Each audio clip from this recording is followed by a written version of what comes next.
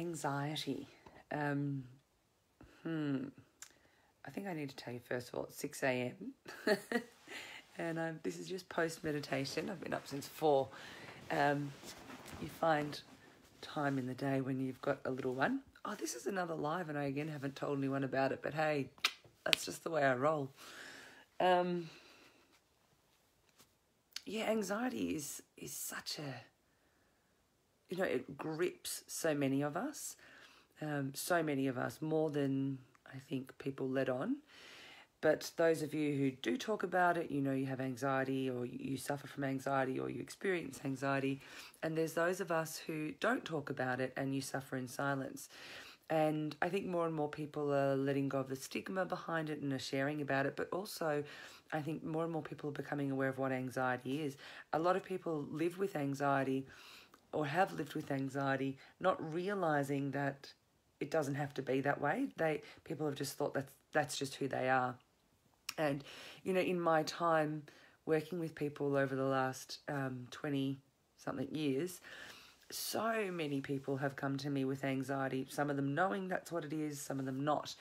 And I've had great honour and privilege to work with these people and gain such deep insight into it. And after having my son, I experienced anxiety for the first time, really, postnatally. And fucking hell, it was not fun. It was the scariest time of my life, bar none. There was a time when I thought that I might need to be hospitalised, only because I thought, if I'm going to spiral into this, how am I going to look after my son? And thank God that I had so many years of experience working with consciousness and working with energy and working with the mind and psyche. And thank God for all of my clients too, who I'd worked with that had anxiety, that I had so many tools to help me. And I just transformed. And it was hard with a newborn baby, but I would wake up every single morning and I would go out for a walk, rain, hail or shine. I'd meditate. I every single day did gratitude journal. I every single day did a yoga practice, a short yoga practice. And I every single day did breathing practices and deep self-inquiry. And I mean every single day. Now, I, thank God, have an incredibly loving and supportive partner and support around me. But I do want to flag that I did this with a newborn baby, and those of you who've had children will know that having a newborn's difficult.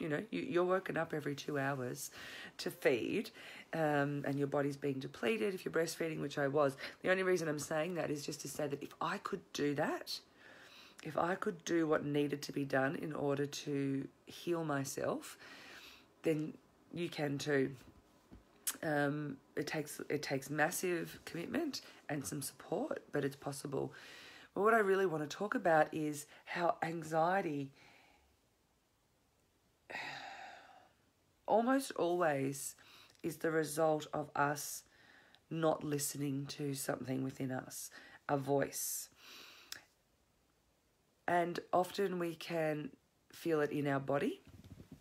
And when you're in that anxiety, of course, you don't know what that voice is trying to tell you, because all you can hear is the fear that it's the fear that the mind is perpetuating.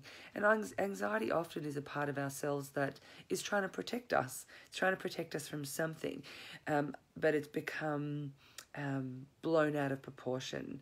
So that fear has been blown out of proportion.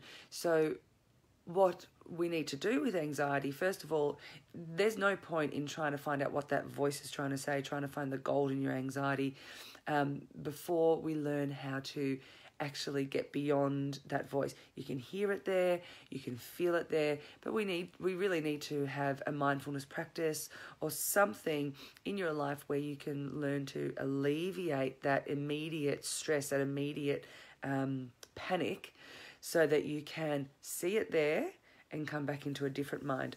Trying to work anything out from the mind of anxiety is totally futile. But if you are wanting to break through into a new part of your life, if you're wanting to expand your business into a new realm, or if you're wanting to create more success in your work or with your relationship or with your creativity, then the good news is that anxiety often can be transformed into the voice of inspiration.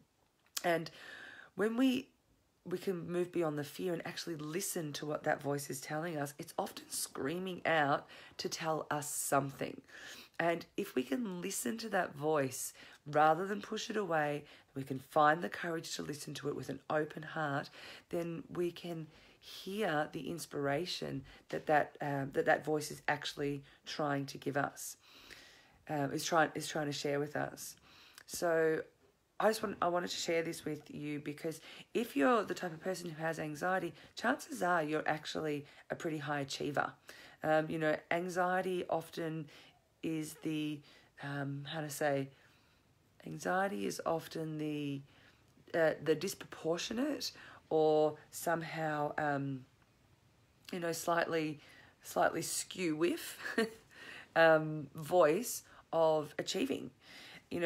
The other end to anxiety often is depression. So, that can be the type of voice if you're the type, you can tend more to depression if you're the type of person who is, less likely to want to push ahead and want to move ahead and want to steam ahead. And that's a whole other conversation. But because I'm really working a lot with people who are high achievers and wanting to move ahead and, you're wanting to break new ground, anxiety is usually the challenging one that rears its head. I guess this whole video and post is just to share with you that I also have suffered anxiety, and when it rears its head now, I listen. Obviously there's a strong practice that I have to be able to listen to it, but when I do listen to it, I always find something just absolutely gold, and it's almost always that little nugget that I'm waiting for that's going to be able to take me to the next level in my business and in my work. Hopefully this has been helpful for you. If it has, say hello, do the things that you're supposed to do, make a comment. And as I said, I am coming back to work. So if you're wanting to work with me, let me know and I can put you on a list and let you know when I'm ready to push the button. Good morning. Go have coffee or whatever it is you do.